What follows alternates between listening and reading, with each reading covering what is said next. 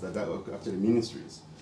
Debate on the 2014 national budget seems far from over as stakeholders continue to look deeper into the document. Civil society organizations that included Caritas Zambia, Jesuit Center for Theological Reflection, and Platform for Social Protection have indicated doubt on attainment of several policies under macroeconomic sector and economic growth. Appearing before the Parliamentary Expanded Committee on Estimates were Edmond Kangamongazi of Caritas Zambia and Geoffrey Chongo from JCTR, who both described the national budget as too ambitious, hence demanding prudent utilization of the funds. And we really had problems in trying to gauge our GDP growth in terms of those indicators, because the government mentions those particular numbers, but in terms of the substantive issues or measures that they're actually going to do in terms of meeting that growth, I think it's not there.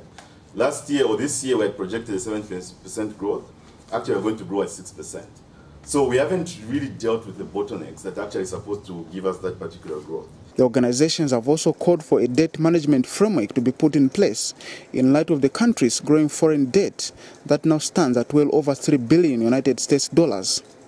The CSOs are also calling for clarity on the source of the sharp increase on non-tax revenues, as this is also a potential recipe for borrowing. In terms of non-tax revenue, we've seen a very big increase in this year's budget. So I think, honorable members of parliament, it's very important that we be clear what government means by these other sources. The Yellow Book is just saying other sources.